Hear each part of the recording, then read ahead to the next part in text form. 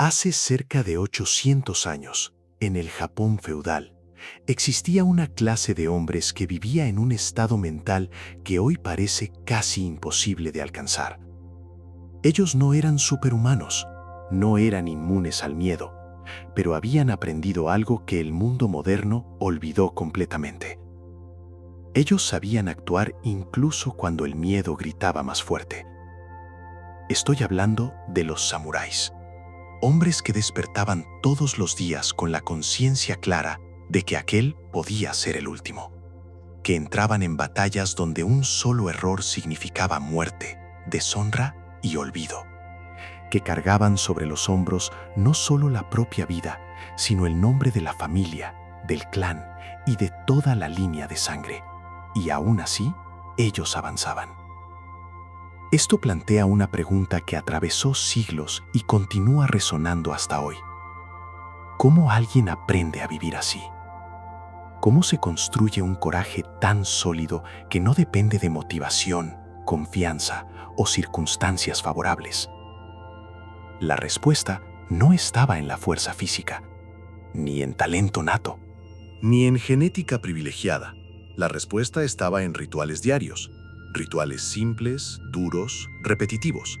Prácticas hechas todos los días, sin excepción, que moldeaban el cuerpo, la mente y el sistema nervioso. Y aquí está el punto más importante. Estos rituales no eran místicos, no eran simbólicos y no pertenecen solo a la historia. Hoy, la neurociencia confirma exactamente lo que los samuráis descubrieron por la experiencia. Es posible entrenar el cerebro para actuar bajo presión extrema. Es posible aprender a no huir, a no bloquearse, a no esconderse. Y es exactamente eso lo que tú vas a descubrir aquí. Pero antes, necesito presentarte a alguien. Capítulo 1. El infierno invisible de Roberto. Roberto tenía 32 años cuando percibió algo que lo incomodó profundamente. Él no estaba viviendo una vida mala, pero tampoco estaba viviendo una vida verdadera. Por fuera todo parecía normal. Empleo estable, rutina organizada, ningún gran drama visible. Pero por dentro, Roberto libraba batallas diarias que nadie veía. Él era el tipo de persona que pensaba rápido pero hablaba poco. Tenía ideas excelentes pero dejaba que otros hablaran por él. Postergaba decisiones importantes hasta que dejaban de existir. No era cobardía en el sentido clásico. Roberto no huía de peleas físicas. No se escondía ante amenazas reales. El problema era otro, más silencioso y más destructivo. Tenía miedo de exponerse, miedo de equivocarse, miedo de parecer inadecuado, miedo de asumir responsabilidad por las propias elecciones. Todas las mañanas eran iguales. El despertador sonaba. Él apretaba la alarma. Se levantaba tarde, con la sensación de estar siempre corriendo detrás de algo que nunca alcanzaba. En el trabajo, hacía lo suficiente para no ser despedido, nunca lo suficiente para ser recordado. Por la noche, el ritual se repetía.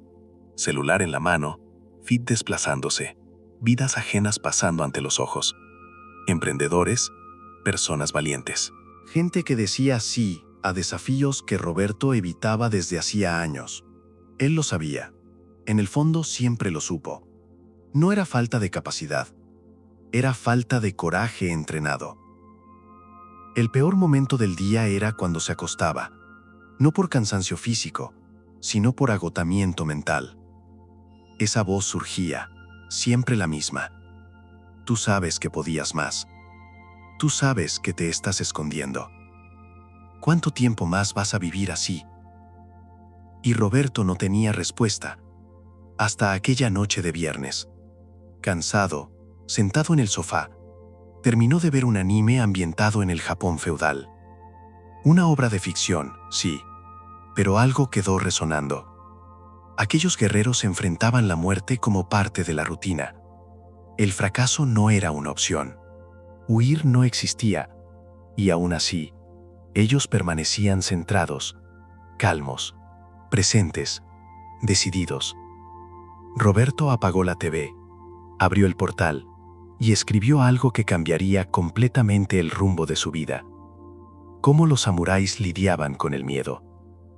No estaba buscando curiosidad histórica. Estaba buscando una salida. Y sin saberlo, acababa de encontrar un camino de 800 años. Capítulo 2. El descubrimiento de los 3 pilares.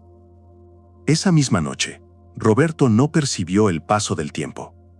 Cada nuevo texto que abría parecía tirar de otro hilo, y otro más, como si alguien estuviera desmontando, pieza por pieza, la estructura frágil que sostenía su vida hasta entonces.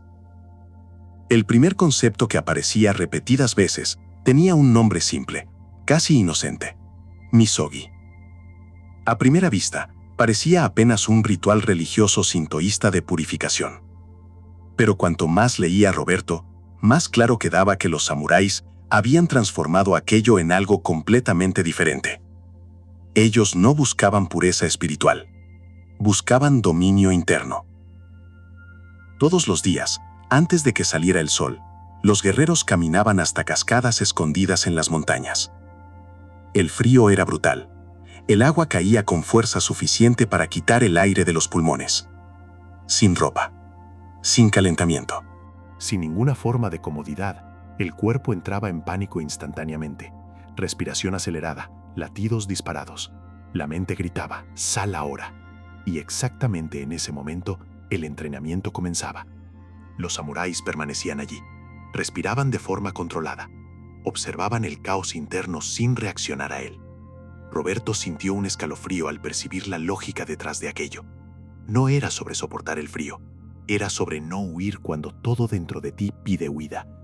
Él leyó una frase antigua atribuida a un maestro samurái que lo golpeó de lleno. Si aprendes a no huir del malestar, el miedo pierde su poder. Cuanto más avanzaba, más entendía que misogi era un laboratorio emocional. Allí, el cerebro era entrenado para no asociar malestar con peligro real. El cuerpo aprendía que podía sobrevivir al caos interno sin entrar en colapso. Pero misogi era solo el primer pilar. El segundo pilar, mushin, la mente sin peso. Luego, Roberto encontró un concepto aún más intrigante: mushin. La traducción literal es mente vacía, pero rápidamente quedó claro que eso no significaba ausencia de pensamiento, significaba ausencia de vacilación. Los samuráis entrenaban la mente todos los días a través del zazen, la meditación sentada, silencio absoluto, postura inmóvil, atención total en la respiración, no para relajarse, no para sentirse bien, sino para aprender a no perderse dentro de la propia cabeza. Roberto percibió algo incómodo. Casi todos sus miedos no estaban en el presente, vivían en el futuro. ¿Y si me equivoco? ¿Y si se ríen de mí? ¿Y si sale mal? En el campo de batalla no existe el «y si», existe solo el ahora, el movimiento del enemigo, el propio equilibrio, la próxima respiración. Mushin entrenaba exactamente eso, estar tan presente que el futuro no tuviera espacio para dominar la mente. Roberto cerró los ojos por algunos segundos, allí mismo en la silla, y percibió cuánto vivía atrapado en escenarios que nunca habían sucedido. El tercer pilar, Hara, donde nace el coraje. El último pilar fue el más extraño, y tal vez el más revelador. Los textos decían que, en Japón, el coraje no nace en el corazón ni en la cabeza. Nace en el Hara, una región ubicada unos dedos debajo del ombligo. Cuando alguien era considerado verdaderamente valiente, se decía que esa persona tenía el Hara firme. Los samuráis entrenaban eso a través de la respiración abdominal profunda. Antes de duelos, antes de batallas, antes de decisiones irreversibles. Inspirar lentamente por la nariz, expandiendo el abdomen. Sostener. Soltar por la boca, despacio. Roberto leyó que esa respiración asienta la mente en el cuerpo. Disminuye el centro de la ansiedad. Quita el control del pánico. En ese momento, algo tuvo sentido por primera vez. Tal vez él no fuera débil. Tal vez nunca había aprendido dónde sostener su propio coraje. Cuando cerró el portátil, Ya pasaba de la medianoche, pero Roberto no se sentía cansado. Sentía algo diferente. Claridad. Él no sabía exactamente qué haría, pero sabía una cosa. El lunes no se despertaría de la misma manera. Capítulo 3. El primer ritual. Cuando Roberto decide no huir. El lunes, el despertador sonó a las 5:30 de la mañana. Aún estaba oscuro. La casa en silencio absoluto. El primer impulso de Roberto fue el de siempre: girarse hacia el lado y ganar algunos minutos más. Pero algo estaba diferente. Había una decisión silenciosa ya tomada la noche anterior. Se levantó, sin motivación, sin entusiasmo, solo con un pensamiento claro: hoy no voy a huir. En el baño, entró en la ducha, giró la llave y abrió el agua en el frío máximo. El impacto fue inmediato. El cuerpo reaccionó como si estuviera bajo ataque. La respiración se bloqueó. Los músculos se contrajeron. La mente entró en alarma total. Cada instinto gritaba para salir. Y allí, en ese exacto momento, Roberto percibió algo esencial. Era exactamente así como el miedo se manifestaba en otras áreas de la vida. El mismo impulso de huida. La misma urgencia. La misma sensación de «esto es demasiado». La diferencia era que, ahora, el miedo estaba visible, físico, mensurable. Casi salió. Pero recordó lo que había leído. Cuando huyes del malestar, le enseñas a tu cerebro a huir. Cuando permaneces, enseñas control. Roberto se quedó. Forzó la primera respiración profunda. Luego la segunda. Luego la tercera. El agua no se volvió menos fría. Pero algo dentro de él comenzó a organizarse. El pánico disminuyó. El cuerpo seguía incómodo, pero la mente ya no estaba en colapso. Se quedó allí por 2 minutos. Cuando salió, no sintió euforia, no sintió felicidad, no sintió motivación. Sintió algo mucho más raro: autoridad sobre sí mismo. Era una sensación simple, casi silenciosa, pero poderosa. Decidí algo difícil, y lo cumplí. Durante años, Roberto había vivido haciendo acuerdos consigo mismo que nunca eran honrados. Promesas rotas creaban una identidad silenciosa de debilidad.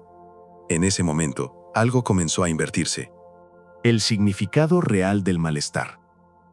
Al vestirse, Roberto percibió que el ritual no tenía nada que ver con el agua fría. El agua era solo el medio. El verdadero entrenamiento era este: no negociar con el impulso de desistir. Entendió algo que jamás había percibido antes. El cerebro no diferencia grandes desafíos de pequeños desafíos. Aprende patrones. Cuando huyes de una conversación difícil, de un proyecto importante, de una decisión incómoda, estás reforzando el mismo circuito neural de la huida. Pero cuando permaneces, aunque sea por 2 minutos, creas un nuevo patrón. Y patrones repetidos construyen identidad.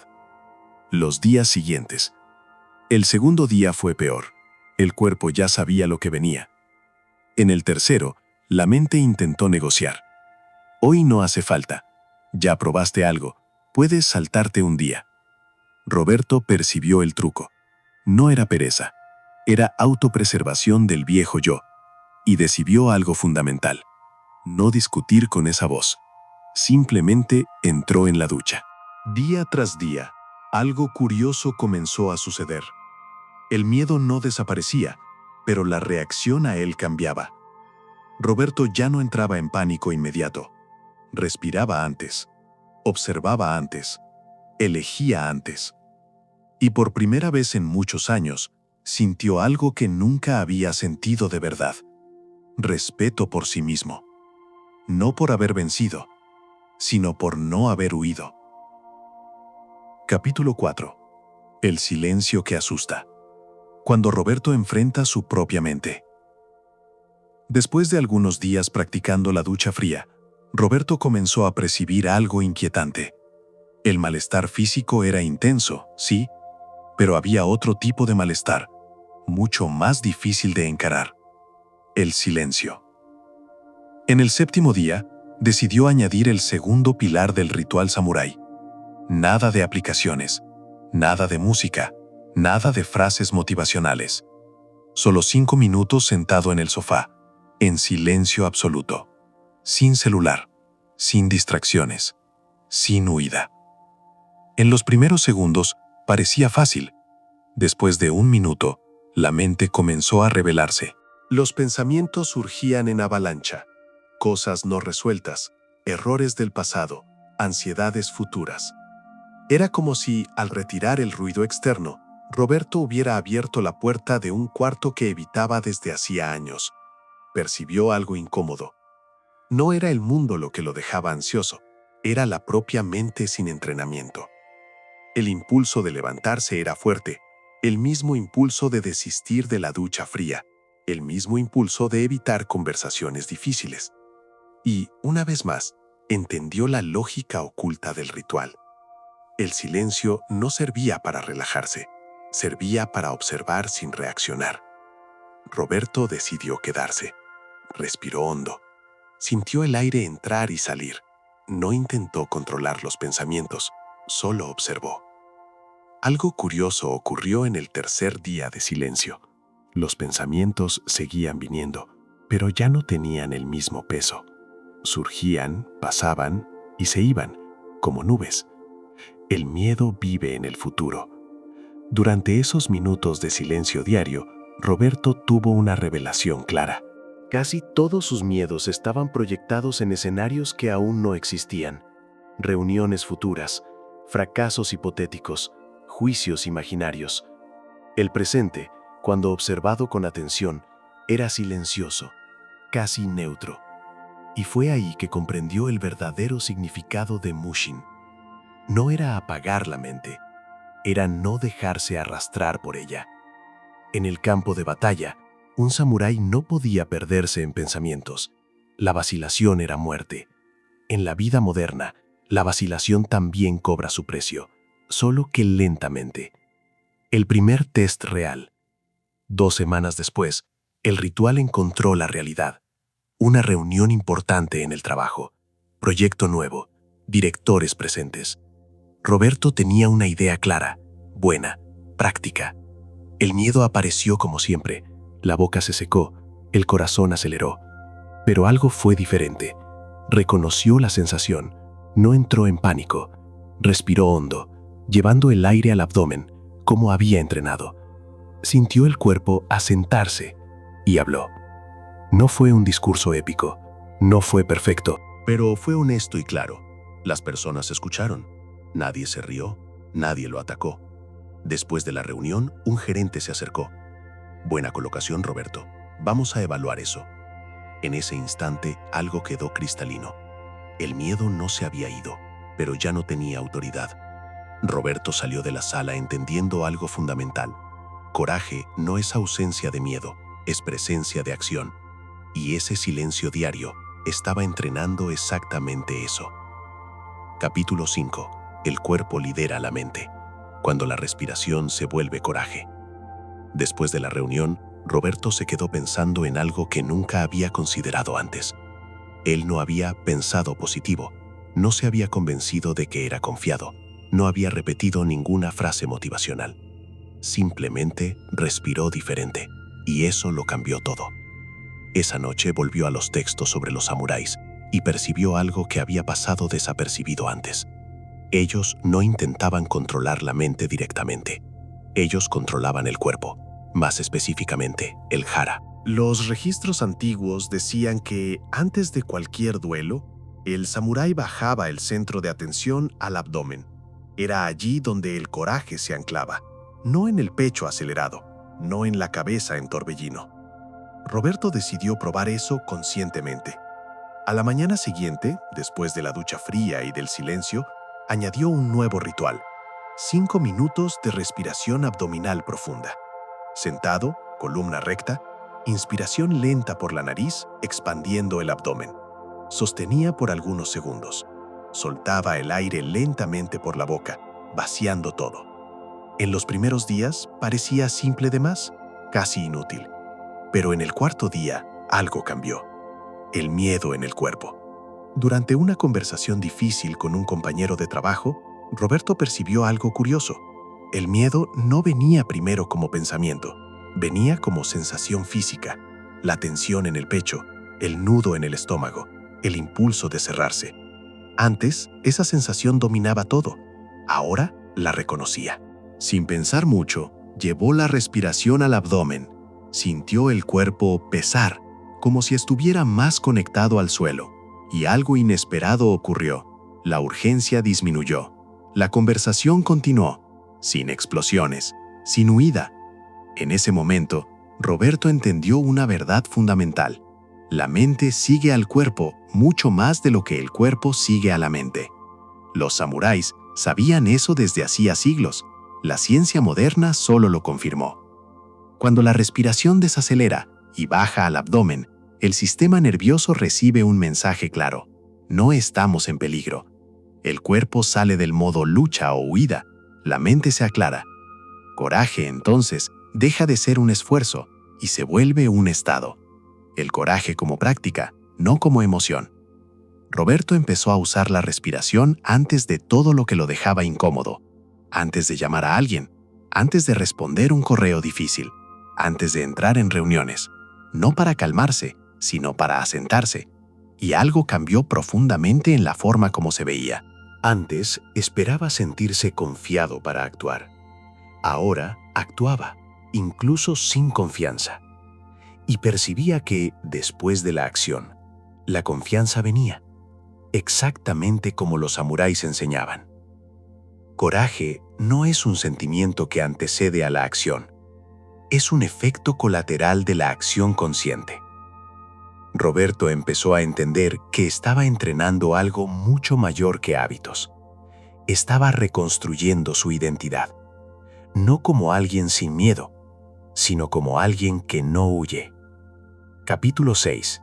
La ciencia detrás del coraje. ¿Por qué el ritual funciona? En algún momento del proceso, Roberto se hizo la pregunta que mucha gente se haría.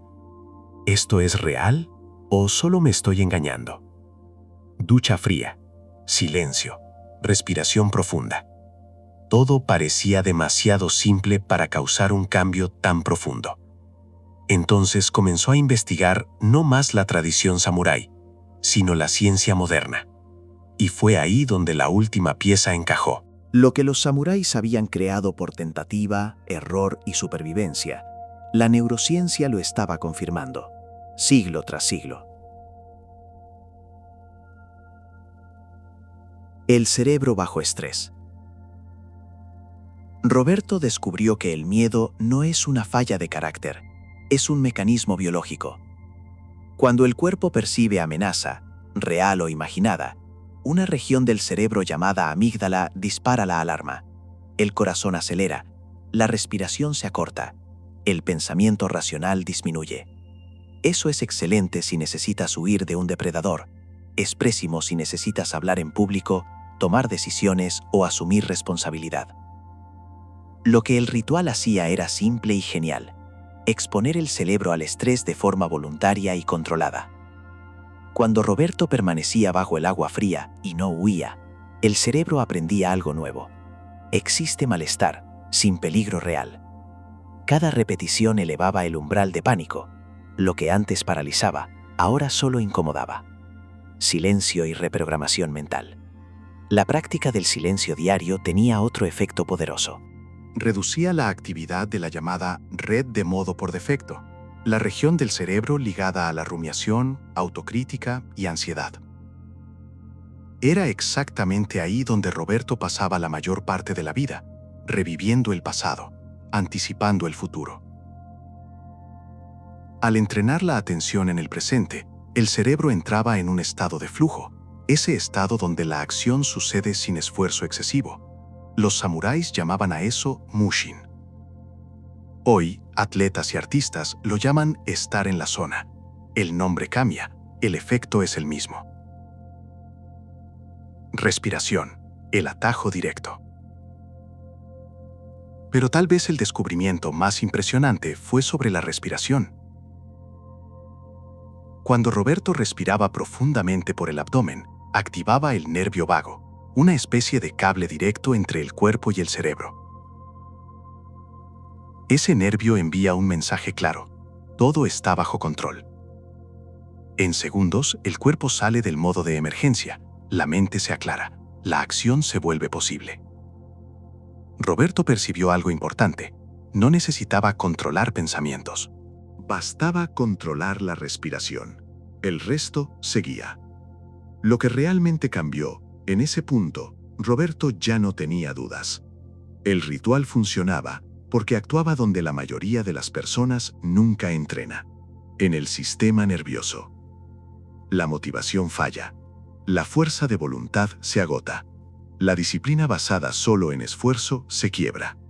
Pero un sistema que entrena al cuerpo a no entrar en pánico, ese permanece. Y fue ahí donde Roberto entendió algo profundo. No se estaba volviendo a alguien más confiado.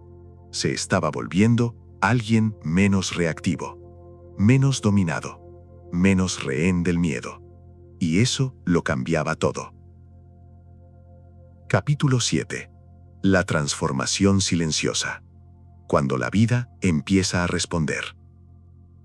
El cambio no ocurrió de forma explosiva. No hubo un día específico en el que Roberto despertó transformado. Llegó en silencio. Primero, percibió algo simple. Las mañanas dejaron de ser una batalla. Se despertaba antes del despertador. No por motivación, sino porque el cuerpo ya esperaba el ritual. Ducha fría. Silencio. Respiración. Sin drama. Sin negociación. Y cuando el día comenzaba, algo estaba diferente. Roberto ya no corría detrás del tiempo. Llegaba entero. El respeto invisible. En el trabajo, las personas comenzaron a reaccionar de forma diferente. No porque Roberto hablara más alto, ni porque intentara imponerse, sino porque no se retraía. Cuando discrepaba, mantenía la postura. Cuando erraba, asumía. Cuando no sabía, lo decía. Sin justificarse de más. Sin pedir disculpas por existir. Ese tipo de presencia genera algo raro. Respeto silencioso. Los compañeros comenzaron a pedir su opinión. Los gestores pasaron a incluirlo en decisiones mayores. Y Roberto percibió algo curioso. No estaba intentando cambiar el comportamiento externo. Simplemente, ya no huía internamente. La valentía fuera del trabajo. Pero el cambio no quedó restringido a la oficina. Roberto comenzó a tener conversaciones que evitaba desde hacía años. Conversaciones incómodas, pero necesarias. Algunas no terminaron bien. Otras terminaron mejor de lo que imaginaba. El punto no era el resultado, era el hecho de no esconderse. Comenzó a tomar decisiones menores con más rapidez y decisiones grandes con más claridad. No porque el miedo desapareciera, sino porque aprendió a caminar con él. El efecto colateral inesperado. Con el tiempo, algo aún más profundo ocurrió. Roberto dejó de definirse por lo que sentía. Pasó a definirse por lo que hacía. Días buenos seguían existiendo. Días malos también. La diferencia era simple y brutal. Antes, los días malos paralizaban. Ahora los días malos eran atravesados. Y eso cambió su identidad. Ya no se veía como alguien intentando mejorar. Se veía como alguien en entrenamiento continuo. Como los samuráis, sin línea de llegada, sin aplausos, sin necesidad de validación. La vida comenzó a responder no porque él exigiera, sino porque sostuvo. Sostuvo el malestar, sostuvo la presencia, sostuvo la responsabilidad. Y eso, silenciosamente, lo cambió todo. Capítulo 8. La verdad olvidada. ¿Por qué el coraje no es un sentimiento? En algún punto del camino, Roberto percibió algo que cambió completamente la forma como entendía su propia vida. Algo simple, pero devastador. Durante años, creyó en una mentira muy común. Cuando me sienta confiado, hago. Cuando el miedo pase, actúo. Cuando esté listo, empiezo. Esa lógica parecía sensata, pero era exactamente ella la que lo mantenía atrapado. Los samuráis jamás pensaron así. Ellos no entraban en batalla esperando sentirse valientes. Sabían que si esperaban a que el miedo desapareciera, jamás avanzarían. El miedo formaba parte del escenario, así como el frío, el cansancio, la duda. La diferencia era que no negociaban con eso. Roberto comenzó a percibir que, cada vez que esperaba sentirse mejor para actuar, en la práctica estaba tercerizando el control de su propia vida al miedo. Y eso era sutil, pero absoluto. La inversión que lo cambia todo. Con el ritual diario, Roberto vivió la inversión completa de ese proceso. Actuaba primero, el sentimiento venía después. En la ducha fría, no entraba motivado. En el silencio, no se sentaba calmado. En las conversaciones difíciles, no se sentía confiado. Simplemente hacía. Y algo previsible, pero ignorado por la mayoría de las personas, ocurría. Después de la acción, el miedo disminuía. No porque desapareciera, sino porque perdía el mando. Roberto entendió algo que los manuales de autoayuda nunca explican bien. El coraje no antecede a la acción. El coraje es creado por la acción. El cuerpo aprende por el comportamiento, no por el pensamiento. Cuando actúas a pesar del miedo, el cerebro registra: esto no me mató, esto no me destruyó, sobreviví. Repetición tras repetición, el miedo pierde autoridad. El precio del coraje. Pero había un costo. Actuar sin esperar sentirse listo significaba renunciar a algo que Roberto usó como muleta durante años: la excusa emocional. Ya no podía decir no lo hice porque no estaba bien, ni no era el momento correcto. Ahora conocía la verdad. El momento nunca es correcto. El coraje nunca llega antes. Se construye durante. Y eso exige algo que pocos aceptan: responsabilidad total. Responsabilidad por actuar incluso temblando. Responsabilidad por equivocarse conscientemente. Responsabilidad por no huir. Los samuráis llamaban a eso vivir con la muerte al lado. Roberto lo llamaba vivir despierto. La libertad que viene después. Curiosamente, cuando dejó de esperar sentirse valiente, algo liberador ocurrió. La presión disminuyó. Ya no necesitaba ser confiado. No necesitaba parecer fuerte. No necesitaba probar nada. Solo necesitaba no huir. Y eso era posible. Todos los días. En pequeñas dosis. Roberto percibió que el coraje inquebrantable no era un estado permanente, era una práctica diaria. Exactamente como los samuráis habían enseñado, hace 800 años.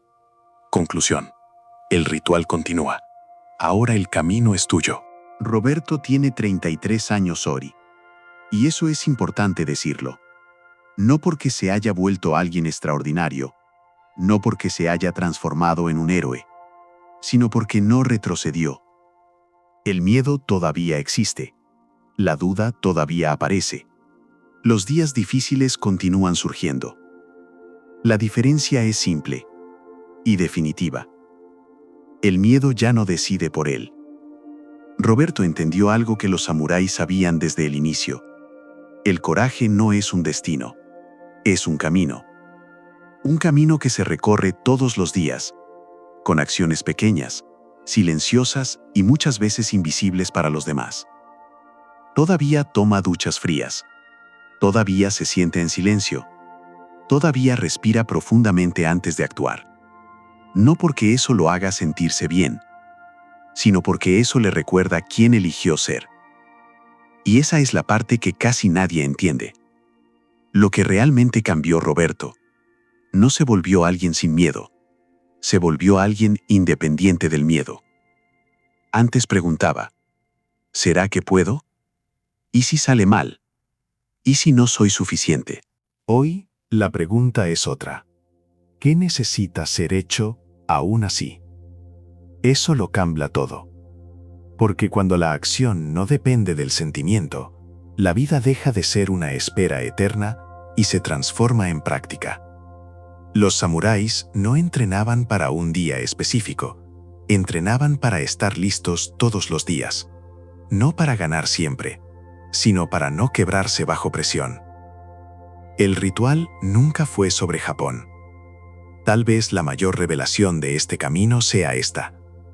El ritual japonés de 800 años nunca fue sobre espadas, nunca fue sobre batallas, nunca fue sobre el pasado. Siempre fue sobre el ser humano, sobre cómo entrenar el sistema nervioso, sobre cómo dejar de huir del malestar, sobre cómo actuar incluso con el corazón acelerado.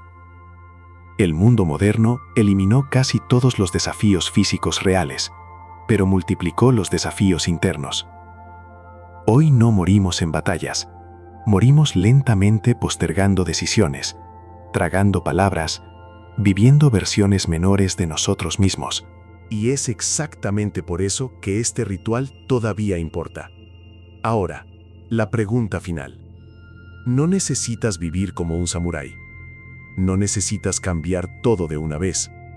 No necesitas sentirte listo. Solo necesitas empezar sin huir. Un pequeño ritual. Una pequeña elección diaria. Una acción consciente frente al malestar. Porque al final, la diferencia entre quien vive dominado por el miedo y quien vive con coraje no es talento, no es suerte, no es destino, es entrenamiento. Si llegaste hasta aquí, escribe en los comentarios cuál de estos rituales vas a empezar primero. Y si aceptas el desafío de 30 días, vuelve y cuenta que cambió. Porque una cosa es cierta, el camino continúa. Y ahora, también es tuyo. Hasta el próximo video. Y sigue el camino.